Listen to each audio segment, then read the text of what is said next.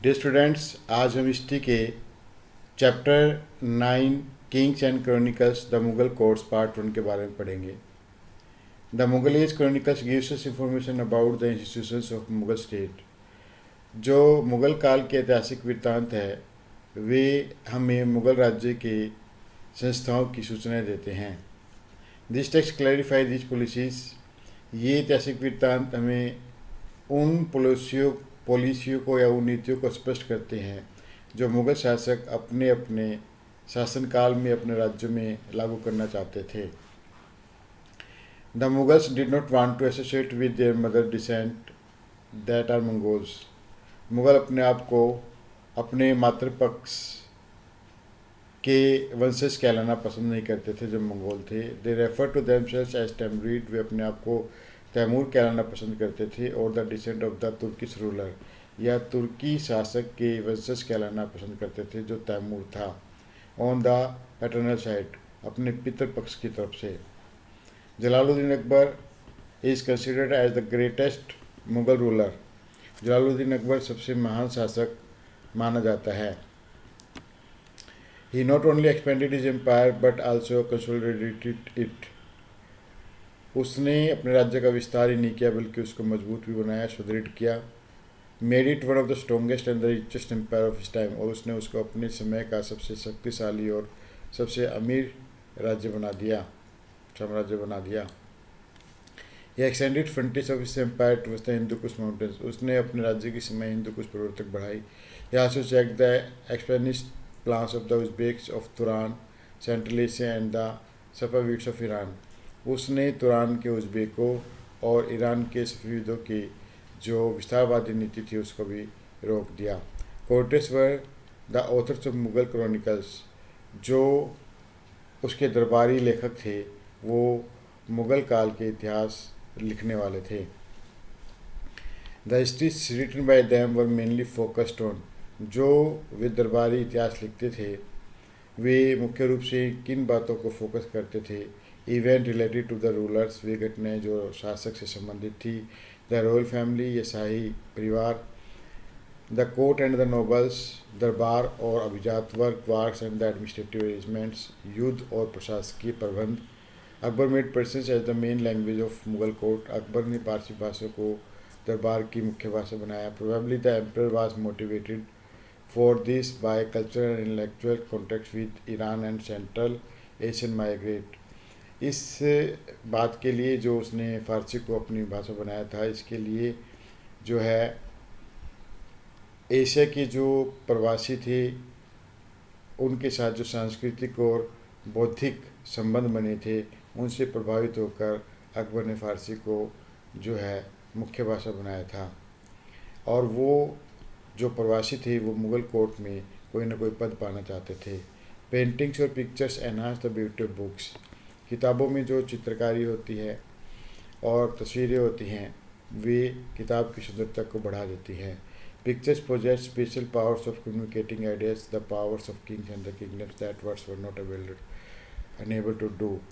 जो बातें मुख्य रूप से शब्द नहीं कह पाते उन बातों को तस्वीरें कह देती हैं या एक्सप्लेन कर देती हैं। They were two important illustrated Mughal official histories.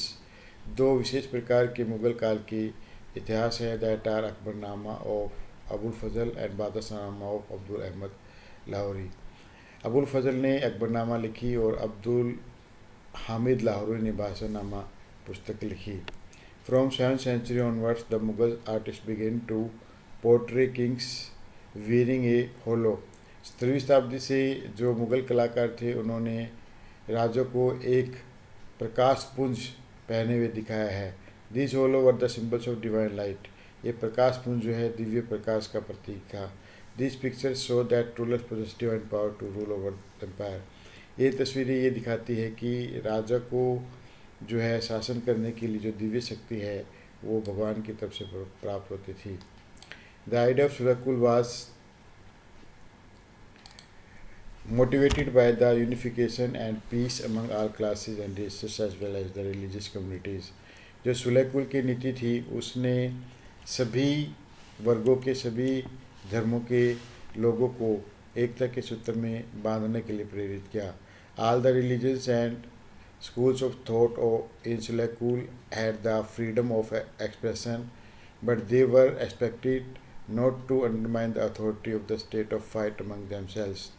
जितने भी धर्म थे या जितने भी विचार थे सुलहकुल की नीति के लिए, उनको ये स्वतंत्रता थी कि वो अपने अपने विचारों को व्यक्त कर सकते थे, लेकिन not to undermine the authority of the state to fight among themselves.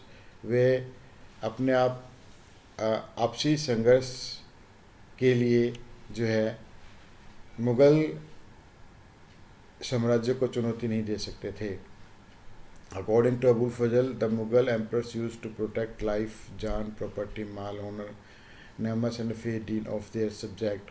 Abul Fazal के अनुसार जो मुग़ल एम्परर्स थे वो लोगों के जान, माल, सम्मान और विश्वास की रक्षा करते थे।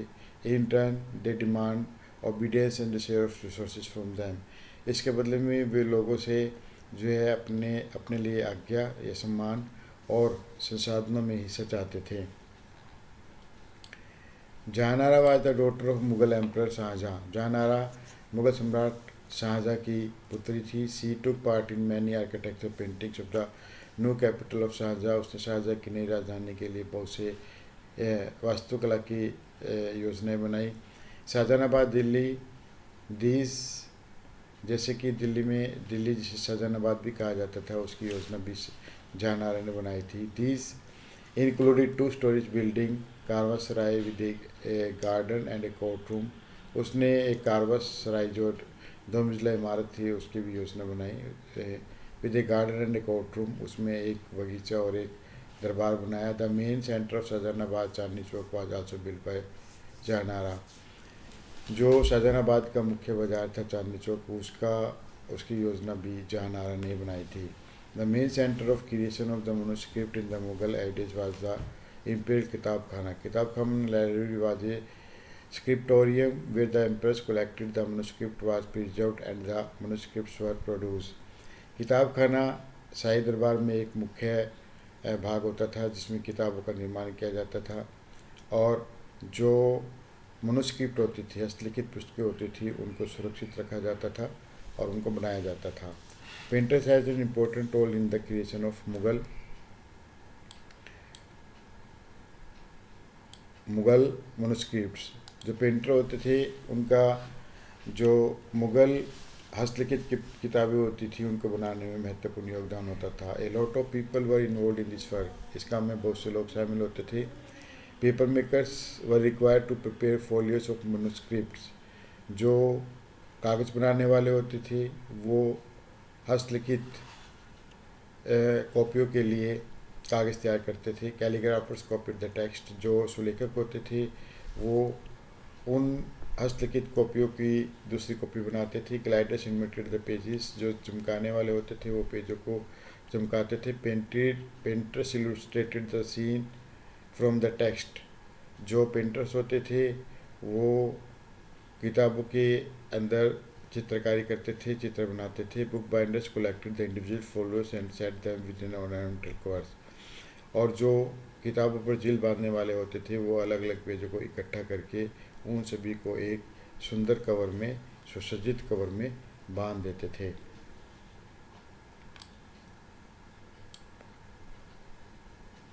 इस प्रकार हम देखते हैं कि मुग़ल जो ऐतिहासिक वृत्तांत थे वो मुग़ल काल के बारे में महत्वपूर्ण जानकारी देते हैं और ये मुग़ल वृत्तांत जो हैं या ऐतिहासिक वृत्तांत जो हैं उन दरबारियों के द्वारा लिखे जाते थे जो मुग़ल काल में मुग़ल शासकों के दरबारी इतिहासकार होते थे और वो मुख्यतः राजाओं की घटनाओं, शाही परिवार के बारे में ज़्यादातर लिखते थे। वे बातें लिखते थे जो राजा से संबंधित होती थी और फिर ये जो मुग़ल दरबारी थे उन सारी घटनाओं को अपने हाथों से कागज़ों पर लिखते थे और फिर उनको जिल्द बांधते थे, उनको सजाते थे और अच्छी तरह उनको तैयार करते थे। इस प्रकार ये क्रॉनिकल्स या ऐतिहासिक वृत्तांत होते थे।